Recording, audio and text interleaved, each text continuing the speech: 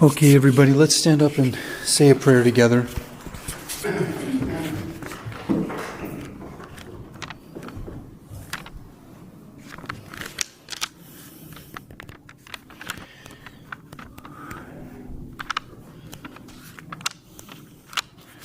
Let us pray to the Lord. Lord, have mercy. Illumine our hearts, O Master, who lovest mankind with the pure light of thy divine knowledge, and open the eyes of our mind to the understanding of thy gospel teachings. And plant in us also the fear of thy blessed commandments, that trampling down all carnal desires we may enter upon a spiritual manner of living, both thinking and doing such things as are well-pleasing unto thee. For thou art the illumination of our souls and bodies, O Christ our God. And unto thee we ascribe glory together with thine unoriginate Father, and thine all holy and good and life-giving Spirit, now and ever and unto ages of ages. Amen. Christ is in our midst. Thank you. Okay. It's only good to say it when you can hear it. What's that? It's only good to say it when you can hear it. It's true.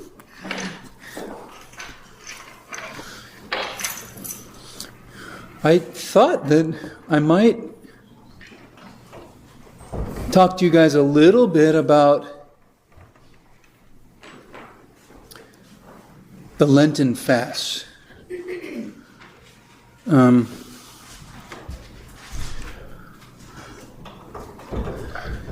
this season of Great Lent, of course, we are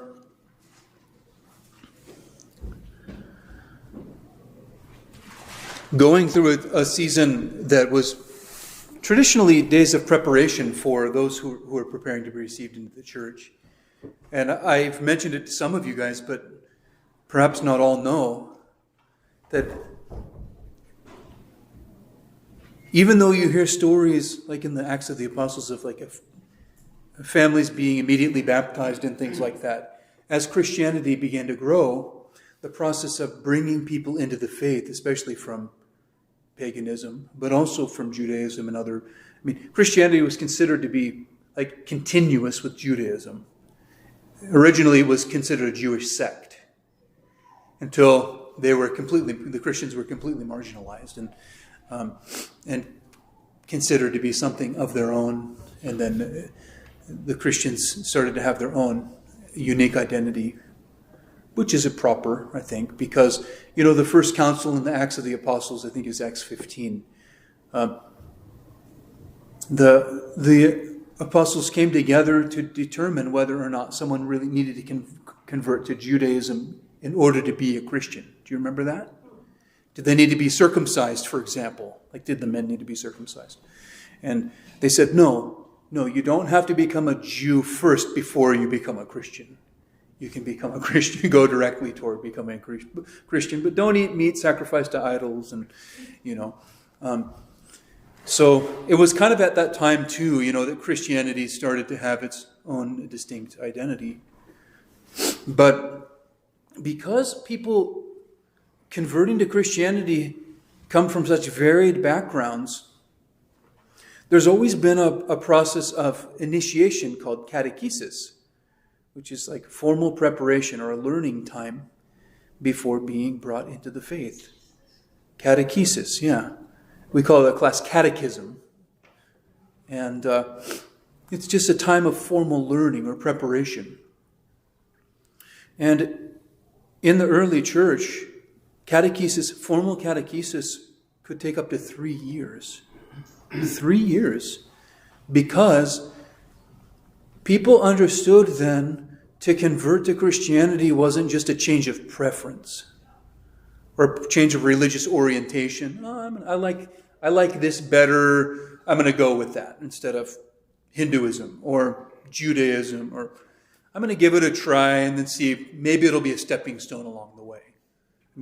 They knew, and actually if you talk to people, even Orthodox Christians or people of other faiths from old countries much older than the United States, who have generations and generations of people who have been worshiping the same way.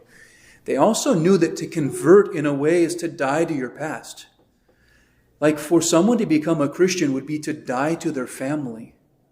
Because if their family had been Jewish for generations and generations, for them to reject the faith of their fathers would be as if to die. You guys ever seen Fiddler on the Roof? Remember when the girl gets married? And Debbie is like, no, he's having such a hard inner conflict. She's dead to me, he told his wife. And that was what was at stake in becoming a Christian. It wasn't just a philosophical shift or a change of a place of worship.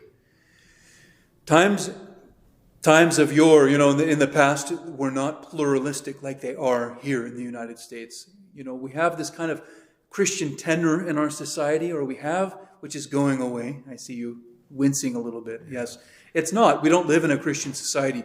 And one of the things I actually like to say on a little side is that there's no such thing as a Christian country. A country is not a living being. It consists of people. There can be people who are Christians in a country. Yes. But a country can't be, a document. It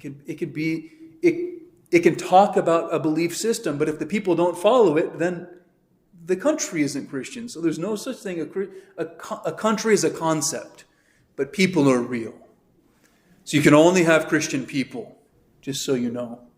So people will say like modern day Russia is like very traditionally Orthodox, but also controversial in other ways. And so people will say, well, Russia is an Orthodox country. No, there's no such thing as a country that's Orthodox. It's a person who is a Christian, who's an Orthodox Christian. Say you are doesn't mean you are. And just because you say you are doesn't mean you are. That's right. I mean, and that's one of the things that's interesting about those like multi-generational faiths is that there are people who just kind of inherit a faith. We have a man named Sammy who grew up in Lebanon here, who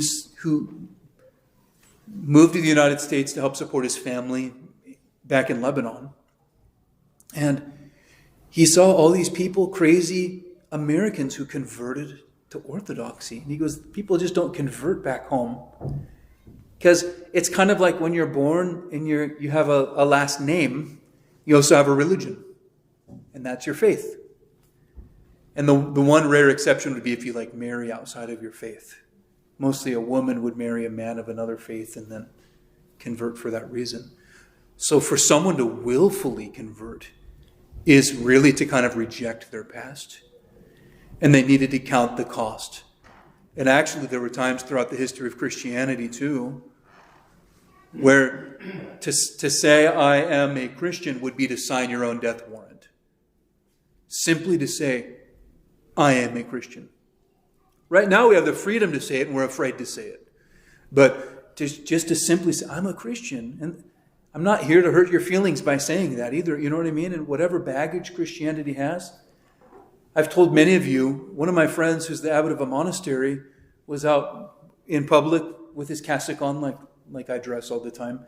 And a young lady came up to him and said, I don't believe in God. And he said, well, what God don't you believe in? She said, well, I don't believe in a God that, hates people and delights in sending people to hell and punishes the sinners. And he goes, good, I don't believe in that God either. Because that's not the God of the Orthodox Christian. That's not the God of the original Christian gospel, actually, who delights or finds any pleasure or anything in sending people to hell, punishing them. It's the Church's original understanding has always been that it's by our will that the experience of the love of God, the unmitigated presence of God, becomes either heaven or hell to those who either accept or reject it. But anyway, all that being said, there are people who understood that to say that they're a Christian meant to sign on the dotted line. Of course, Christians have never been afraid of death. True Christians have never been afraid of death because they've always understood that death doesn't have the final say. That's one of the distinctives. We're not trying to escape death, but we know that it doesn't have the final say. And so for a Christian to be threatened with death is not a serious threat unless he's more of something else than he is a Christian. If he's more of a materialist than he is a Christian, like if I die, I'll lose everything I love. I mean, if someone threatened to take away your home today, you would, all of a sudden your mind would be consumed with that. And I think about these extreme situations because, early Christians would deal with things like that. And actually, in our lifetime, people have been persecuted in that way. They would put the Nazarene symbol. I mean, yeah. So there are people who are actively being persecuted for their faith right now. Actually, an aside, and I'm going to get back to why Catechism should take a period of time and why there's catechesis and this period of Great Lent. But I was at a clergy seminar once, a few years ago, and I saw this interesting kind of tall, clean-cut looking Arab guy. Like mostly, a lot of Orthodox Christian priests, especially from the Pacific Northwest, we're kind of a ragtag group of, I won't say pseudo-monastics, but we look like we have the beard and the hat and the cassock usually. And so I saw this guy. He's kind of a clean-cut looking guy. He actually had like a Western clergy looking suit on. And I kind of thought, who is that guy? Like, what's his deal? And he smelled good. You tell you, like cologne on or something, I'm like, But I got over myself and I asked him, Father, who are you? Where are you from? And it turns out he's from Syria, where serious persecution was taking place. He said, I was at home with my family. ISIS was coming from home to home, killing Christians, and we ran out our back door and we never saw our house again.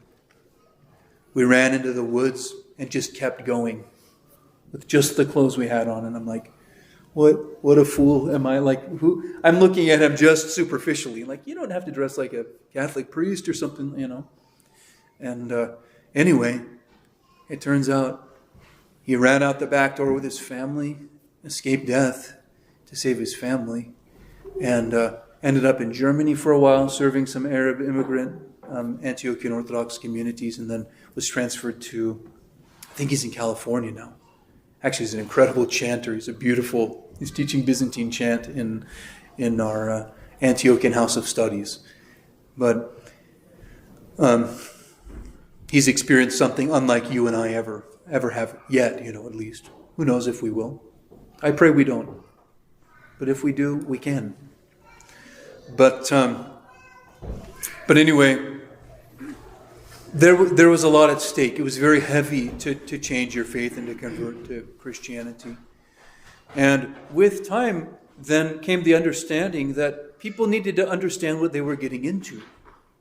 That they needed to learn about who is this God that we are claiming to believe in.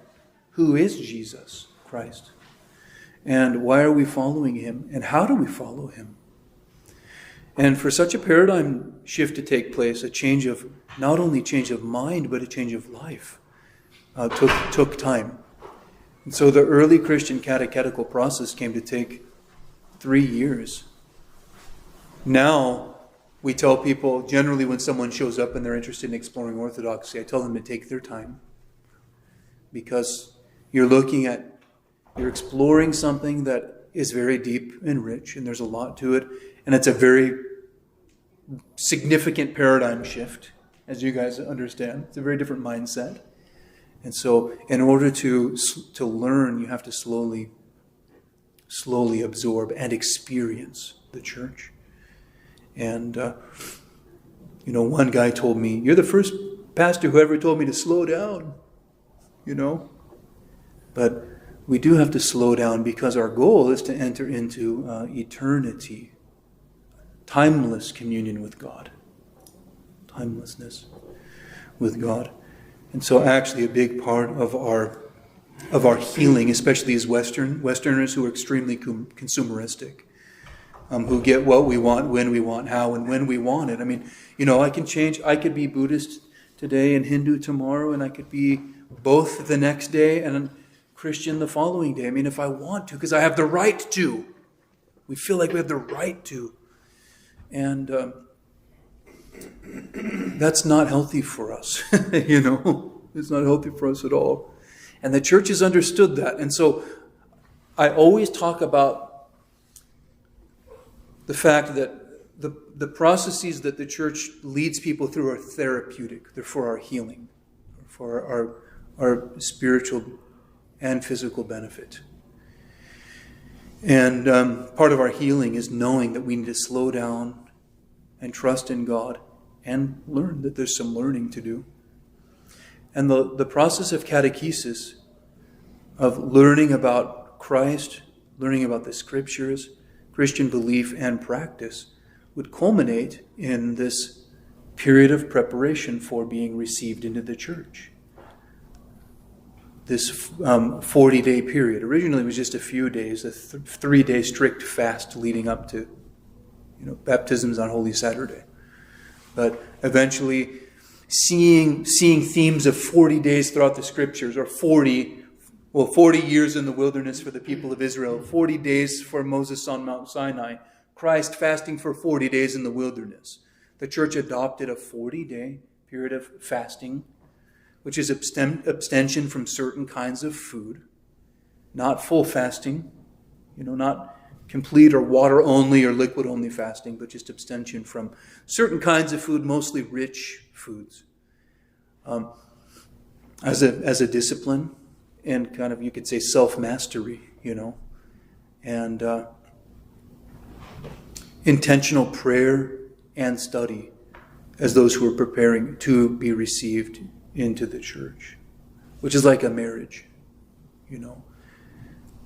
It's not just a denominational shift, going from being a Baptist to a Lutheran or something like that. I mean, the conviction that we have about the church is that it is the original and the one holy Catholic and Apostolic Church.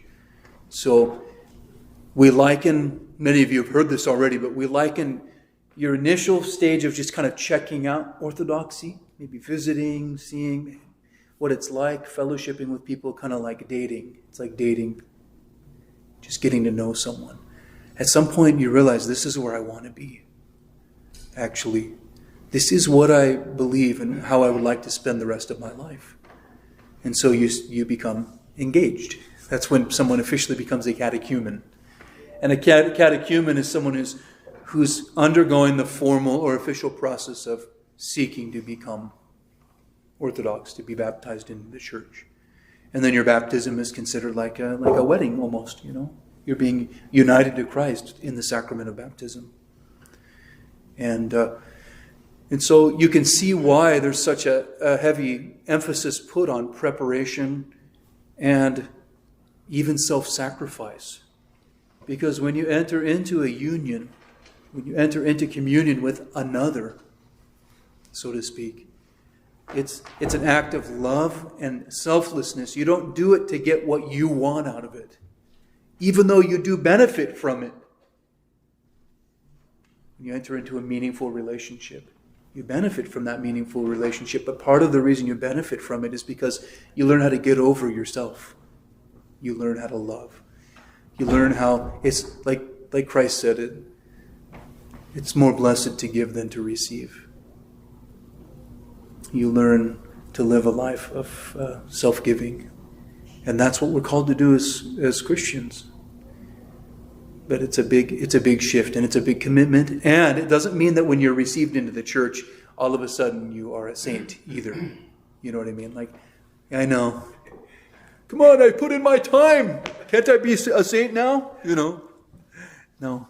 It just means you're wed. And those of you who are married, you're continually working out your salvation together in the context of your marriage. The process of purification continues through the gift of your common struggle. And that's what happens, in the church too. So the season of Great Lent, was a season of preparing for reception into the church, originally by the catechumens, and then it came to be adopted for everyone. And it kind of hit me on the first night on Monday night this last week, when we were doing our services for the first night of Great Lent. And I thought, when I was a catechumen, like 17 years ago, and Great Lent hit, and I knew it was the Lent that I was preparing, that I was experiencing to prepare to become Orthodox. It had a different weight to it. It had a sense of urgency, excitement, right? And I wanted to be at I still want to be at every service. But I had to. It's like, not only did I want to, I had to be at every service as much as possible. And I wanted to take it seriously. I wanted to absorb every little bit of wisdom that I could from the whole experience. And as someone who is Orthodox and has been for some time now, I thought, that's really the way I should approach it even today. Like I'm preparing for my baptism again, Because our life is a life of constant conversion. Every day you arise and you choose how you're going to live your life. You take for granted that you're a Christian and that it's all going to come out in the wash. Or you could believe that what you do actually matters and that I have to arise this morning and choose to follow Christ and to die to myself, take up my cross and follow Him. And anyway, so the church adopted this mentality and said, let's identify with the catechumens, with those who are preparing for their reception. We'll all fast. We will all go through the 40 days. In one of the prayers, it's called the Mosaic 40 days. Like Moses on Mount Sinai waiting to receive the law. And the law that we're waiting to receive is, again and again, the indelible inscription of God on our hearts by the grace of the Holy Spirit. But an intentional time of self-discipline and of fasting. And I wanted to talk to you a little bit. So that's just the preface to talk about the season of Great Lent and then approaching fasting too for those who are catechumens right now and preparing for your baptism. You're going to be especially attentive to how you're doing this. If you're very newly exploring Orthodoxy, maybe you haven't even thought about spiritual disciplines or fasting. But like I mentioned this morning, it's kind of interesting how in vogue fasting is in modern culture. Have you heard of OMAD? 1 meal a day. It's like one of the big fads right now. And actually, Christians have been doing that for ages. The original fasting prescription was to eat 1 meal a day after the 9th hour prayers, sometime after the 9th hour prayers. 1 meal of simple, either dry or steamed foods that are not cooked in oil. No meat, no eggs, no dairy, just simple food like straight from the earth. You could call it, if you want to market it well, you could call it the Back to Eden diet. Because, what were Adam and Eve given to eat? Just fresh fruits and veggies, right from the ground. And so it is a return to simplicity, but we're not used to that. We're used to our heavy-laden, richly prepared, processed foods and things like that. And so the way we have to adopt fasting is usually by just moderate eating. And for those who are able, cutting out animal products and technically olive oil, but it's better to minimize oil consumption. When at the time that the fasting prescriptions were given, if you said oil, you meant olive oil. That's just what there was. You know what I mean? There wasn't canola oil and avocado oil and what else? I don't know what else is vegetable oil, peanut oil, all kinds of, all these different kinds of oils that we use for different meals and things like that. If you're eating rich food, you're having a little bit of meat, maybe some cheese or eggs, but mostly, the olive oil was what made your food rich too. And so to simplify your food and to lighten your fare, you would abstain from olive oil. So even in our age, we can abstain from olive oil, but you could be using 4 cups of canola every day. You know what I mean? And kind of missing the point. So the idea is, for most people, is to transition to eating a lighter fare. Most people, due to their lifestyle and our mentality and the attachment that we have to food, most people can't go from eating a bunch of prepared animal products and fried foods and oily foods to just eating steamed veggies and whole grains and things like that. So some people will put a little bit of oil in their food as needed, and I just tell them be moderate. And if you can't avoid it, just avoid it. I mean, but I'll read a little bit about the guidelines of the Lenten fast to you. Some of you have read this on our email that I sent out. But it's good to go over it and talk about it and then see if you have any questions. And then we'll go from there. So the general rules of the Lenten fast. I don't like the word rules because of the implications they have in our culture. Rules have the implication of you have to in order to. They have kind of this like very transactive, almost vending machine mentality. You put enough coins in and you'll get the blessing or something like that. And that's not the point. Again, this is therapeutic. And it's prescription. It's a prescription. I like to call it a prescription. I think the fathers of the church were excellent psychologists, but they also knew that we weren't just here to deny the body, but to reclaim the body as a temple of the Holy Spirit. And it's so heavy laden by the excesses, the abundance that we have. They knew we needed a little break from all the food that we eat all the time. I wrote a couple of things down. Let me share a couple of things. I've got a little notes thing where I write down, I call it fasting and ascetical notes. And I've written a couple of little observations that I could share with you.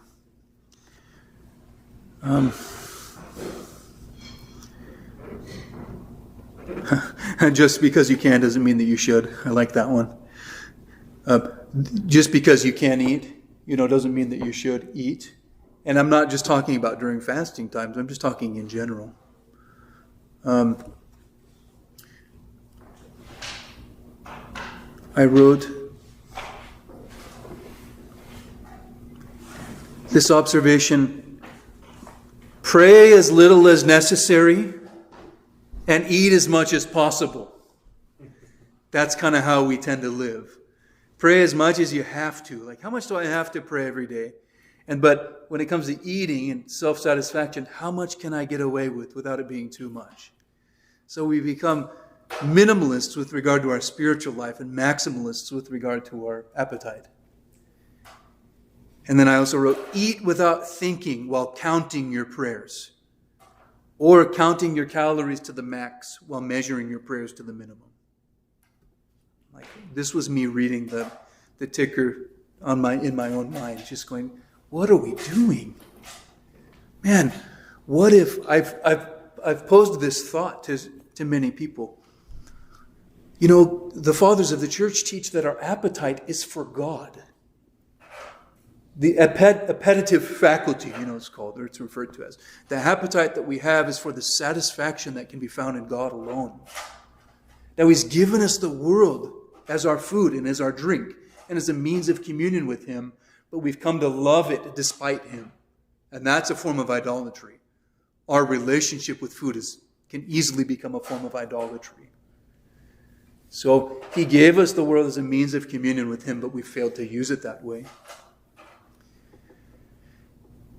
What if we could have such a paradigm shift in our lives that when I perceived hunger, that it was perceived as hunger for God.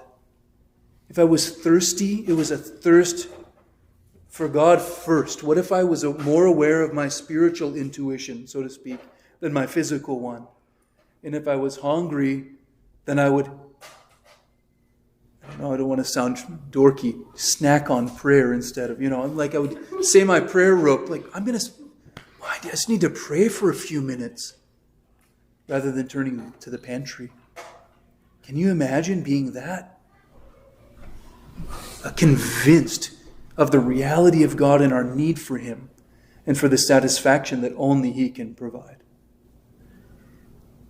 And also knowing that when you enter into that relationship with God, there's no end to that satisfaction. There comes a point where you know you've eaten too many chips. Those chips were good until I had to open up the second bag or something like that. But with prayer, I mean, you will never get to a point. You can wear yourself out if you overdo it at first. But if you develop prayer, you get to the point where you know that there's no maximum amount of prayer that you'll do, because prayer is, to quote again St. John Climacus, prayer is converse or dialogue and union with God. And you'll never fill your tank on those things. Your heart will just enlarge. Your capacity will increase for communion with Him. I wrote a couple other things. This is convicting to me. You should fast as if your life depends on it. In fact, it does.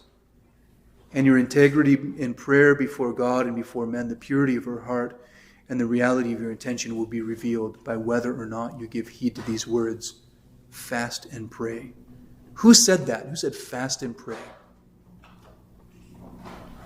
I mean, it's three words that I pulled right out of the New Testament. Christ Himself. Fast and pray. I remember him telling them why they couldn't. Peter asked, "Why couldn't heal the girl?" Mm-hmm. Only through fasting. Only through prayer and fasting. That's right. That's the only time I remember. Yeah. Exactly.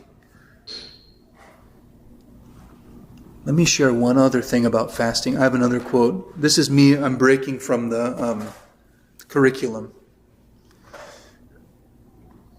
Fasting has always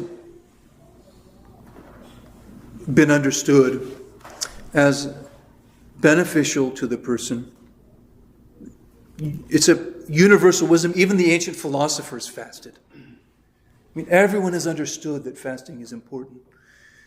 And so almost any religion has fasting as a part of their practice, because they know that the unrestrained will, the unrestrained appetite and ego will just continue to increase in its desire, and it needs to be restrained in order to draw near to God, to what is real. So this is why someone like St. Epiphanius, who's a contemporary saint, would say something like this. The institution of fasting is necessary. I fear much that those who consciously ignore the practice of fasting without having health reasons are not really interested in the salvation of their souls. Once, the elder related, a certain spiritual child of mine came and was telling me, "You know, Father, I don't accept fasting." "What does fasting mean anyway?" I answered him, "Fasting is an institution of the Church." And when we use the word institution, a lot of times you think of a political institution or something like that. But an institution is something that was instituted. It's a practice instituted by Christ, by the apostles. It's an institution of the Church, he said. It was given as a law in paradise. And we know Christ fasted. The Gospels agree. It was given as a law in paradise. You may eat, but you may not eat of the tree of the knowledge of good and evil. We talked about that last week.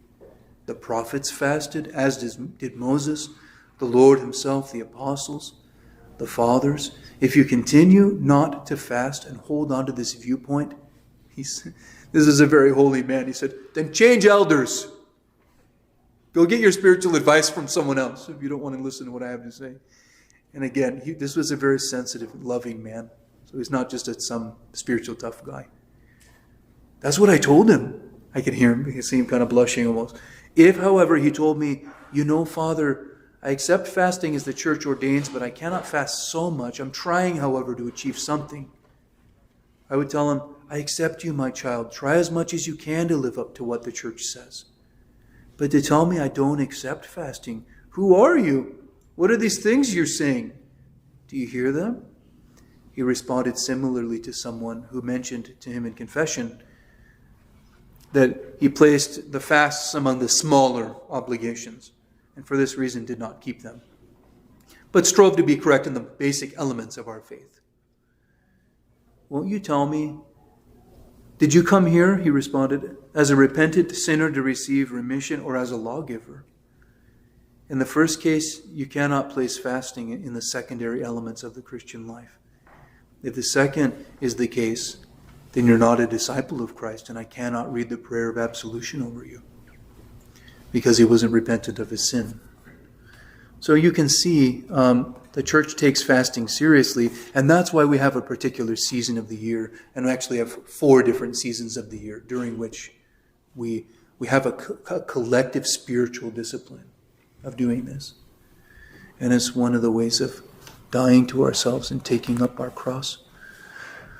The general guidelines of the Lenten fast were established within monasteries of the Orthodox Church. They took form during the 6th through 11th centuries. And these rules are intended. And this, again, 6th through 11th, so that's when the church, before the Great Schism happened, this was something that was universally practiced. This is before there was Roman Catholicism, before there was Protestantism, before there was Mormonism, before the church was one at the time that these things were established. These are intended for all Orthodox Christians, not just monks and nuns. And so we just passed through the first week of Great Lent, called Clean Week. So I won't get into the details about that. Most people eat a little bit every day during that time. During the majority of Great Lent, the general prescription of fastings are practiced meat and animal products, cheese, milk, butter, eggs, lard, fish, olive oil, and wine, which probably should include alcoholic drinks in general, are not consumed during the weekdays of Great Lent. They didn't have microbreweries like we do back then, you know. If kind of like with olive oil, if you're talking about alcohol, you're talking about wine, because that was an everyday consumption for most people. Well, because the water wasn't really drinkable. Yeah. So meat and animal products, fish, olive oil, and alcohol are not consumed during the weekdays of Great Lent. Octopus and shellfish, actually, interestingly, have always been allowed because they were considered cheap and everyday foods where the fasting began. And there is some flexibility with things like vegetable oil. Just don't eat too much. And on the weekends, we have what are called wine and oil days. People start really looking forward to those, if they like their glass of wine. But I always tell people, if you are observing a wine and oil day by having wine, then don't use it as an opportunity to get drunk. Use it as an opportunity to enjoy a glass of wine to the glory of God on each day. Or if you like some other, alcoholic beverage. It's best to do it with other people too, to enjoy the good things of life in the company of another person and not just to do it alone. According to what was done in monasteries, 1 meal a day was eaten on weekdays and 2 meals on the weekends. And but no restriction is placed on the amount of food during the meal, though moderation is always encouraged. Now, most people don't do that 1 meal a day in observing the fast of the church. And most people just can't tolerate it. They're so used to eating breakfast, lunch, and dinner, or grazing throughout the day and having a big dinner. I think a lot of people, due to our lifestyle these days, people don't all have rhythms for meals and family meal times. I think people just kind of eat when it's convenient, and so they might say, I only eat one, or I don't eat any meals a day. I eat 30 snacks a day, or something like that, is how kind of a lot of people approach. Or I had one coworker who said, I read an article. We can always find articles that will tell us what we want to hear. So I read a scientific article that says if you continue eating throughout the day, it keeps your brain particularly active. So I need to make sure I'm snacking throughout the day because I'm really like a very intellectual person. Okay. have fun with that. But anyway, most people, what they need to do is just, especially early on, is just to eat moderate. Try to adhere to the prescription of the fast. If you're very first year in the Orthodox Church and you're not even sure what this is all about, and whether or not you're you take the church seriously, then you just observe. You just observe this year and you continue eating your normal diet. And just hear what the church is teaching. And decide whether or not you want to make some adjustments. If it sounds convincing to you, then you can think, maybe I will. Maybe I'll make some adjustments. Maybe I'll start fasting on Wednesdays and Fridays now, or something like that. But for those who have decided that they want to, join themselves to the church, then they do need to take the fast seriously, unless they have particular health conditions, and we'll talk about that a little bit. Some people really look forward to fish, wine, and oil days because fish is like almost meat. You know what I mean? So it has that. It's a little more rich. It's a little more satisfying. And so we have fish, wine, and oil days on the Feast of Annunciation on March 25th, which is exactly 9 months before Christmas, Nativity, right? So Feast of Annunciation, that's a very festive day, and so we have a fish, wine, and oil day. So you can get your fish and chips with your veganese or something like that on that day. And then on Palm Sunday, 1 week before Pascha, we have another fish, wine, and oil day where we celebrate Christ's triumphal entry into Jerusalem a week or the leading up to his crucifixion. And it's also a day where we you could say, get some extra calories on board because we're going to be fasting a little more strictly during Holy Week.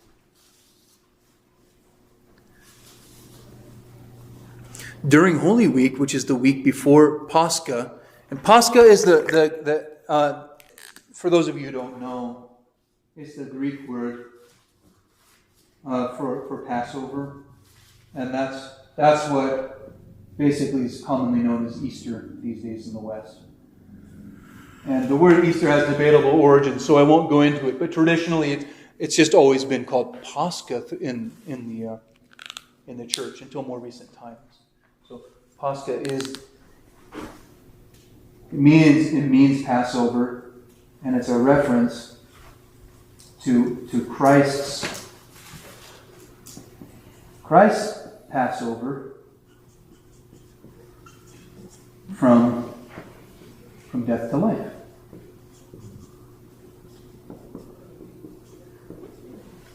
Right, yeah. There you go. I just meant to do Passover in quotes. Anyway, so we use that term Pascha if you hear it.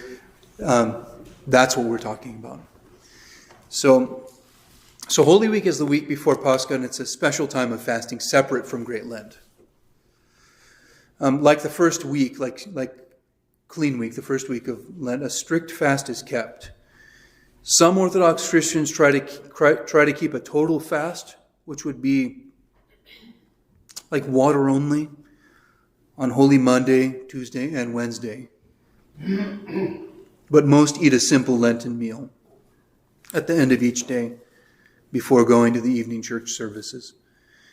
And of course, children need to eat more.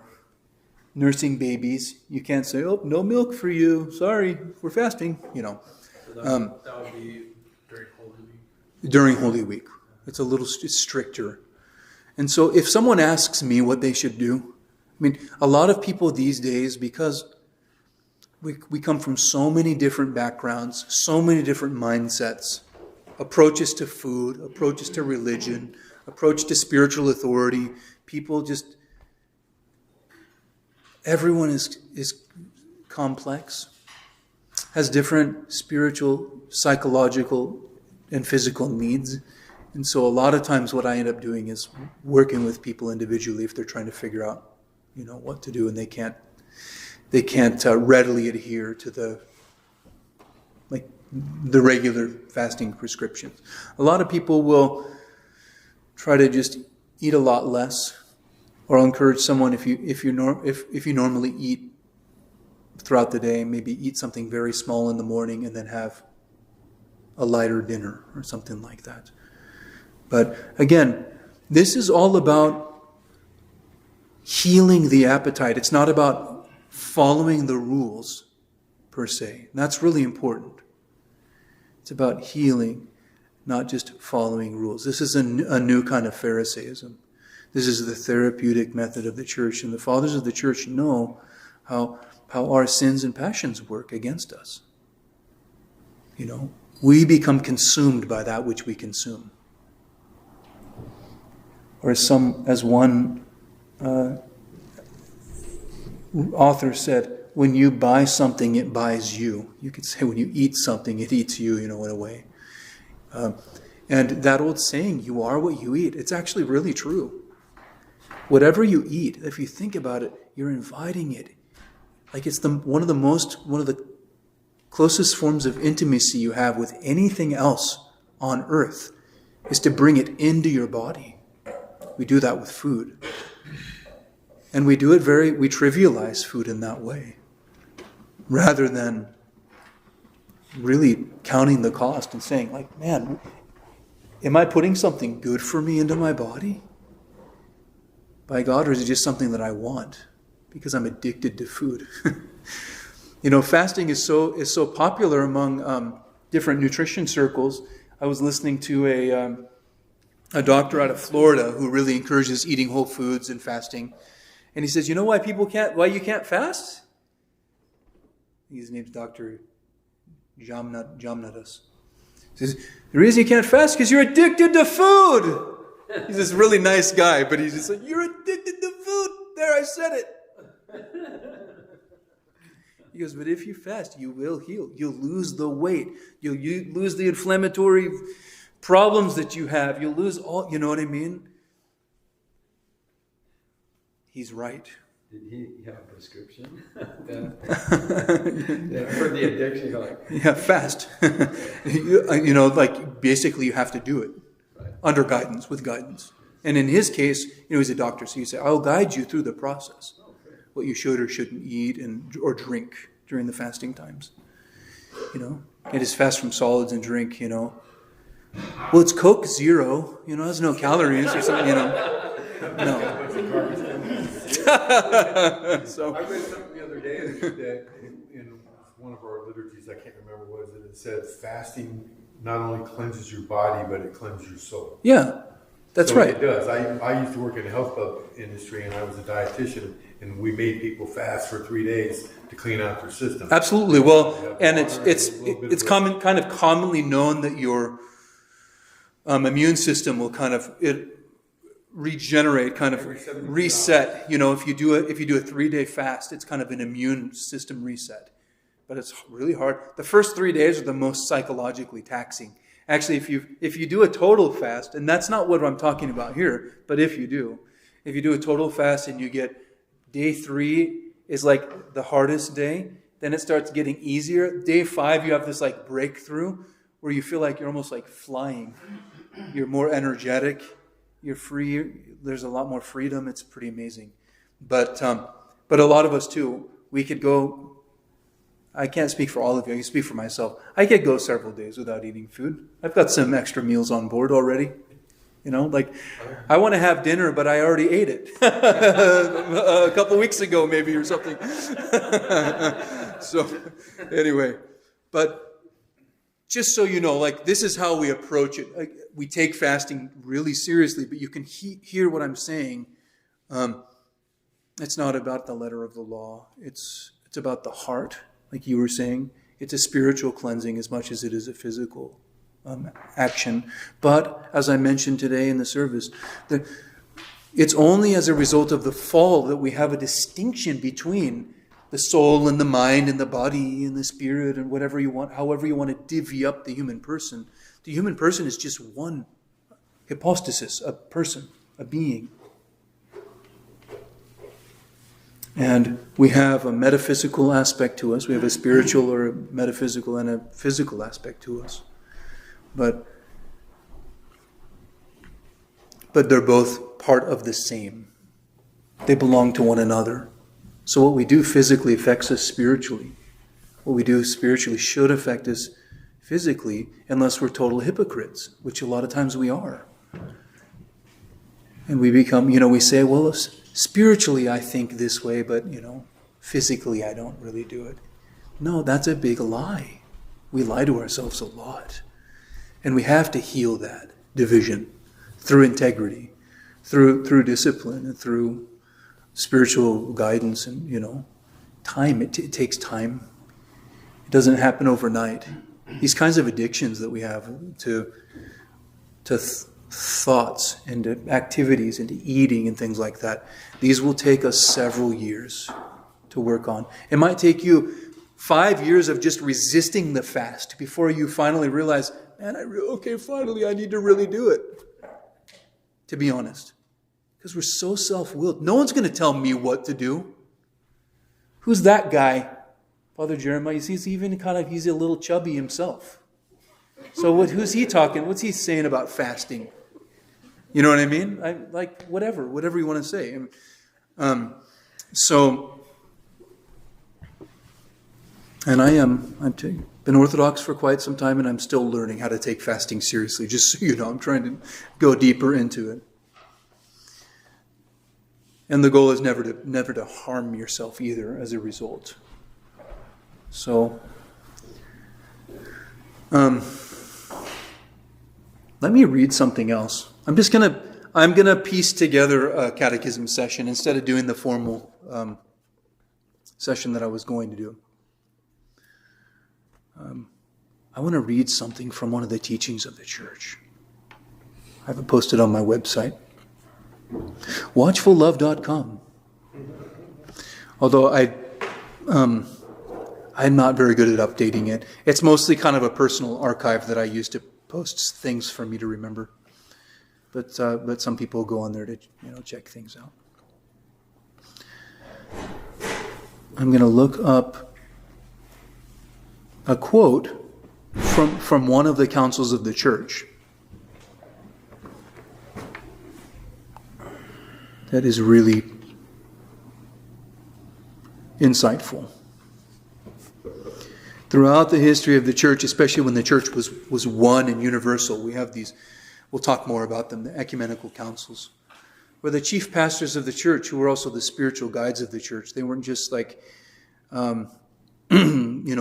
businessmen with fancy robes on and things like that. But a lot of them were actually people who lived an authentic, ascetical, spiritual struggle. A lot of them came out of monasteries and were trying to discern how to guide the church. And we had different times when the leaders of the church would come together to pray and to give formal proclamations about what the church believes. Like we discussed about the icons a little bit today. And I'm trying to bring up this thing on my web browser, but the connection's a little slow. Well, maybe I'll keep going on the guide to... The mouse must be, that's running the thing, must be fasting, so he doesn't have... The mouse is fasting? Spinning the wheel? Yeah, he has no energy. He's fasting from cheese. So during Holy Week, a stricter fast is kept. And on Holy Thursday, because that's the day, we call that the day where the institution of the Last Supper took place. So Holy Friday is kept as a strict fast, but it's actually a day where wine is allowed during the meal, after we have the liturgy, which we usually do in the afternoon. And then technically, Holy Saturday would be us in like the strictest fasting day of the year, because that's the day when we remember Christ having been crucified, hanging on the cross before he was taken down from the cross. And actually, in the church, we have Christ on the cross out in the middle of the church throughout the day. And after, I'm not trying to sound smart or cheeky when I say this, but when he was hanging there dead on the cross, he wasn't thinking about any food or drink in any way. And so people who are trying to call that to mind and experience a little tiny bit of self-sacrifice will abstain from everything during at least the daylight hours throughout that day. Now, personally, because there's so much going on in the church, so many services, I hydrate during that day. And I ask for God's blessing on that. But But some people they feel like they need a little bit of food, that kind of thing. It's not a law, again, but it is encouraged to do what we can do. And we can actually, a lot of us, we're capable of doing a lot more than we realize when we really want to, when we choose to. When we think that there's a benefit that we get from it. I like to tell people, what if someone told you, if you fast, because people will tell me, Father, I just can't fast.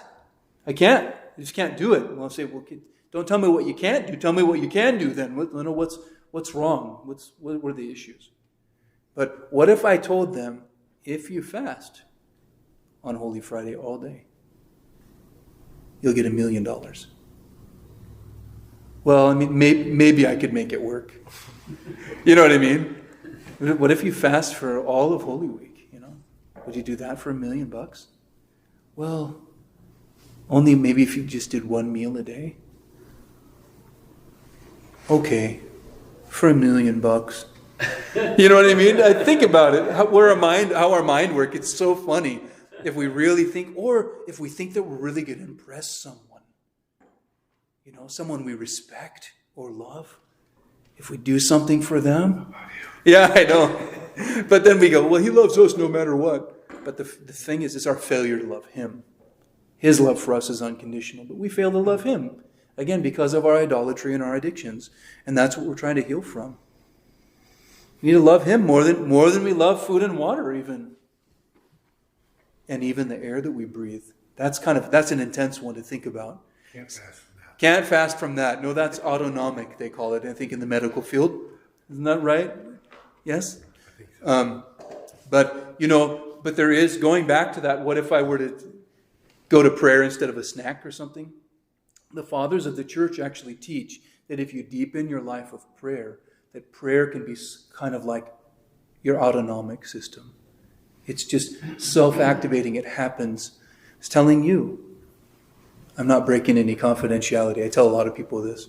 That the fathers of the church will say, like when we understand that prayer is our life, that our connection with God, that is life itself, that he is life more than even the air I breathe, They'll say that you'll find the rhythms of your body, like your heartbeat.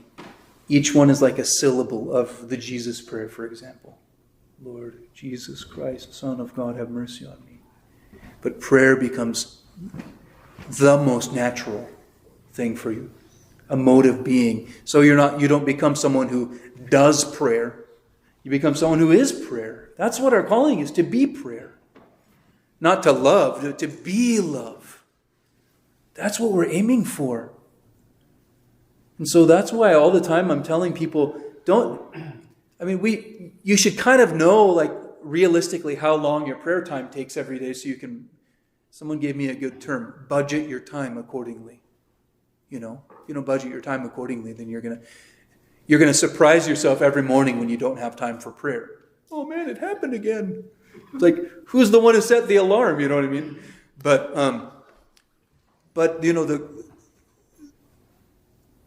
the quality of prayer is what matters, and the goal, the aim, to be a living prayer, live in constant communion with God. To, like St. Paul says in his letter to the Thessalonians, to pray without ceasing is our goal. So that there's nothing that I could be doing that would distract me from prayer, because everything would be an act of prayer, an act of worship, and that's what we're aiming for. But we have to reclaim our body too. We can't just be the unwily flesh that's like that hungry barking kitchen dog. Or that dog in a butcher shop just waiting for the next little scrap to fall. So we have an excuse to satisfy ourselves. So the church fathers recommend that someone new to fasting begin by resolving to faithfully do it as much as he or she is able during the Lenten period. And each year as one matures as a Christian, a fuller participation can be undertaken, little by little. However, it's not recommended that a person try to create their own rules for fasting, since this would not be obedient or wise, because one of the aspects of adhering to a spiritual discipline is that you're trusting the guidance of another person. You're seeking counsel. Otherwise, it can just be an act of self-will. Someone could fast for 20 days and feel really proud of themselves for it. So we're doing it together. We're in step with one another. The faithful are encouraged to consult with their priest or bishop regarding the fast when possible. And then personal factors such as one's health and living situation need to be considered as well. For example, an isolated Orthodox Christian required to eat meals at their place of employment. Like I had someone who was out on a ship in the Navy, and they're just kind of like, here's what you get. And so, then you eat less.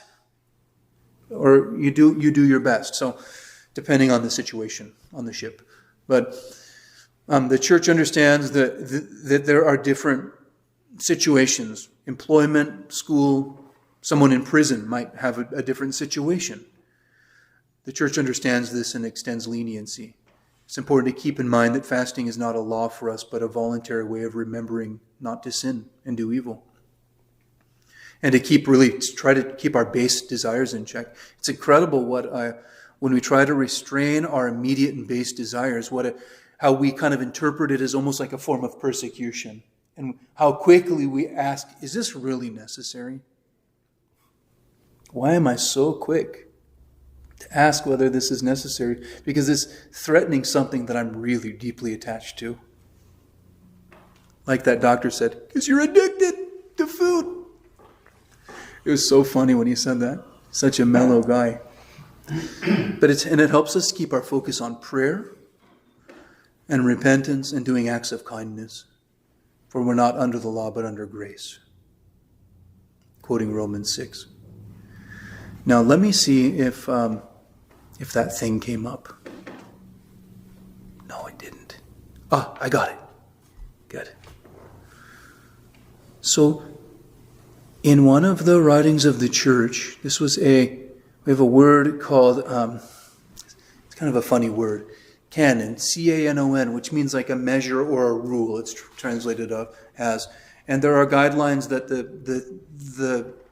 the bishops and spiritual fathers of the church have put out for us to adhere to in general for issues of pastoral practice or parish practice.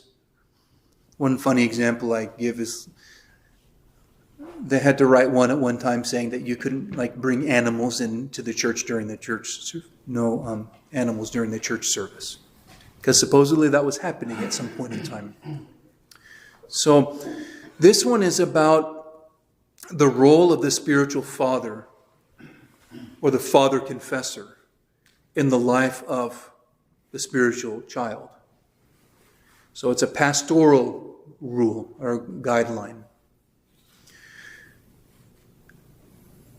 This comes from the late 7th century, the 690s. So it's a long time ago, but we think that it's just a bunch of old people who didn't know what's going on. But actually, a lot of times they were much more in tune with themselves than we are with all of our advances and distractions. But listen to this counsel. And it gives you a sense of how we approach the spiritual life and spiritual disciplines in the church. It's from what's called the Quinisext Council. It was a special council that happened between the 5th and the 6th ecumenical councils.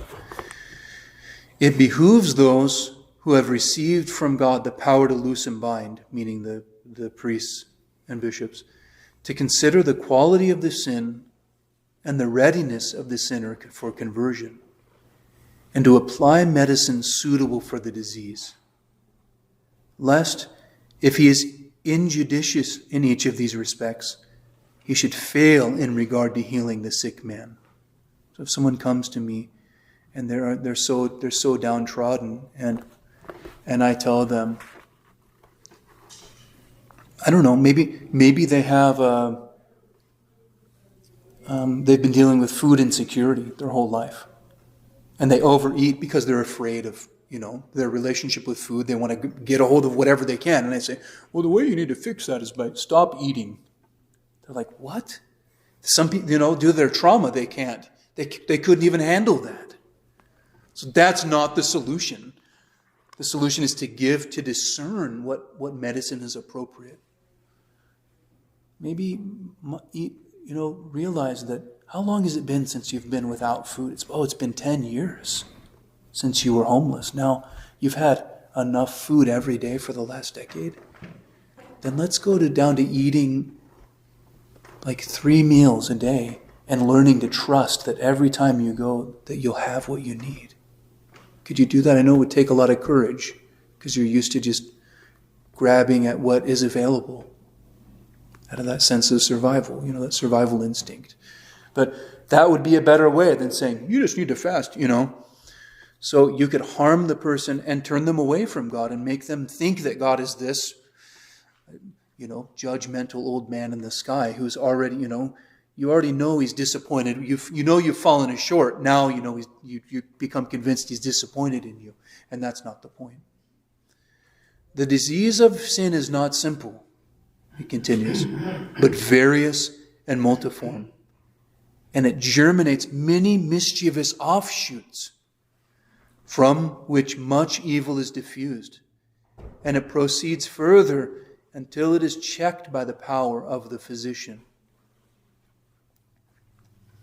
Wherefore, he who professes the science of spiritual medicine ought first of all to consider the disposition of him who has sinned, and to see whether he tends to health, or on the contrary, provokes himself disease by his own behavior, and to look how he can care for his manner of life during the interval. So, is this something that's happening to you or because of you? What's going on? And if he does not resist the physician, and he's calling the spiritual father a physician here, if the ulcer of the soul is increased by the application of the imposed medicaments or prescriptions, then let him mete out mercy to him according as he's worthy. So if something is making things worse, then pull back on it and make adjustments. For the whole account is between God and him to whom the pastoral rule has been delivered, to lead back the wandering sheep and to cure that which is wounded by the serpent, and that he might neither cast them down to the precipices of despair, nor loosen the bridle towards dissolution or contempt of life. Because if you're too hard on them, then they will give up. They'll give up. They already know that they're a failure. You're trying, if I approach it incorrectly, then I will just reinforce the conclusion they've already come to about themselves. And they will willfully separate themselves from God. No, but if we're too lenient and we leave them, he says, unbridled, then they'll have a false sense of freedom, and actually it gives people, it has a contrary effect to what you think it would. Because if you're too lenient, then they'll think what I do doesn't even matter at all. Who cares? No one cares.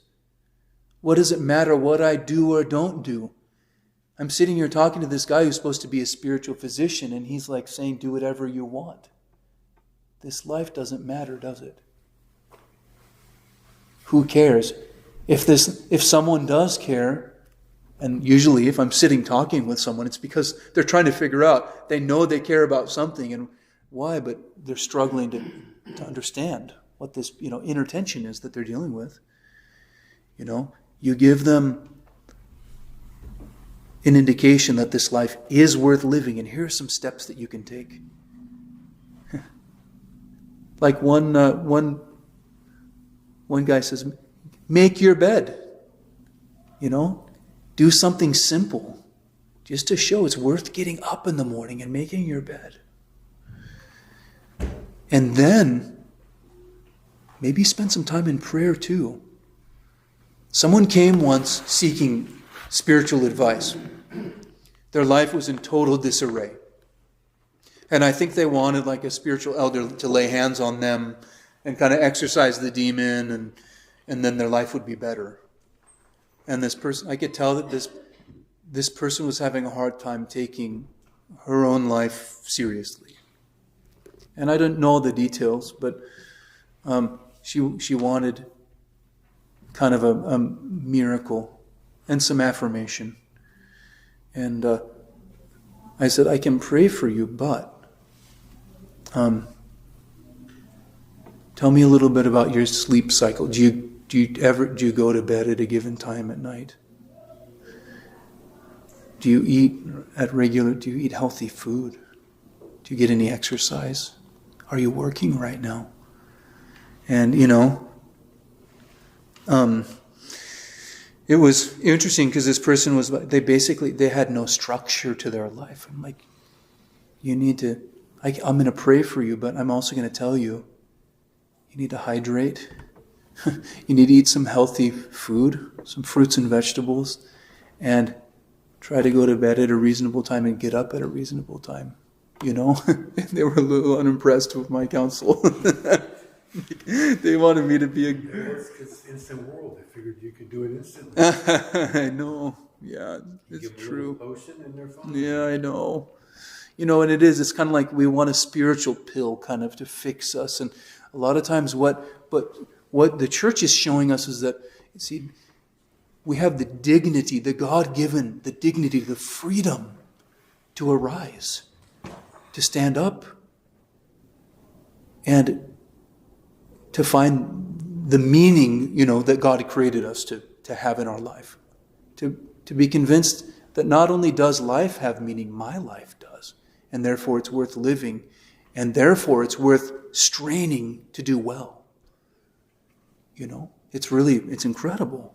So to help people discover that they have the freedom to struggle, to participate in the good struggle, as the monastics call it. Okay? Continuing on. It's almost 2:00, and then I'm going to let you guys go. But neither cast down to the precipice of despair, nor loosen the bridle toward dissolution or contempt of life, but in some way or other, either by means of sternness and astringency. Sometimes we have to be stern, and that astringent, you've put peroxide on that owie. I've got little kids, so it hurts, but it's cleaning it. Or by greater softness and mild medicines. That's a lot of times when I'm telling people, be patient. Be patient. It'll be okay. Be patient. What? No, tell me to do like 1,000 prostrations. No. Slow down. That takes a lot of trust. And so, anyway, in some way or other, I keep interrupting myself here, by means of sternness and astringency or greater softness and mild medicines to resist this sickness and exert himself for the healing of the ulcer. See, the person has to exert his or herself for the healing of the ulcer. Now examining the fruits of his repentance and wisely managing the man who is called the higher illumination.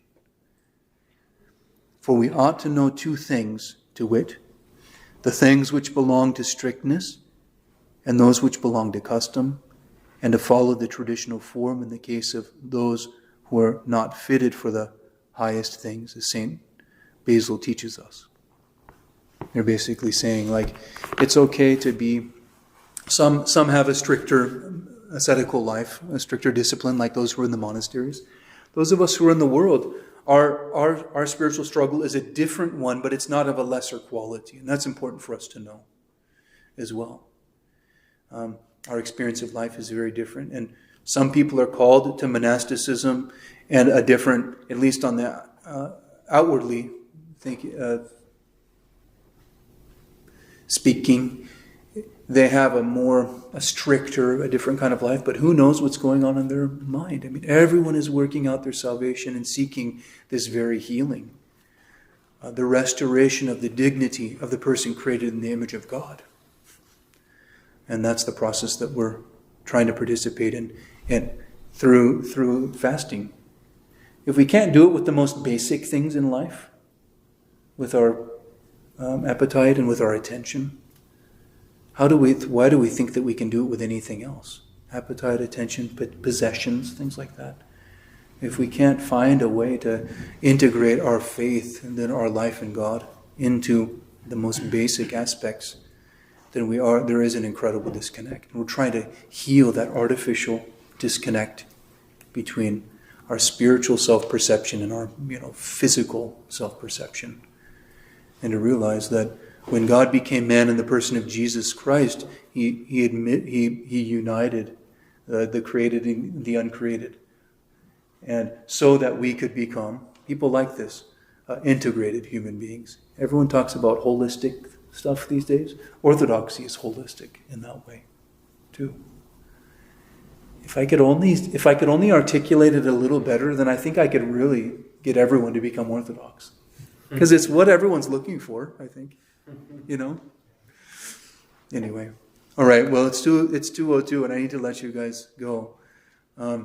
Let's just end with a simple, through the prayers of our Holy Fathers. May the Lord Jesus Christ, our God, have mercy on us and save us. Amen. God bless you all. Go in peace. Thank you guys for joining online. It was good to see you. Question. All right. Can I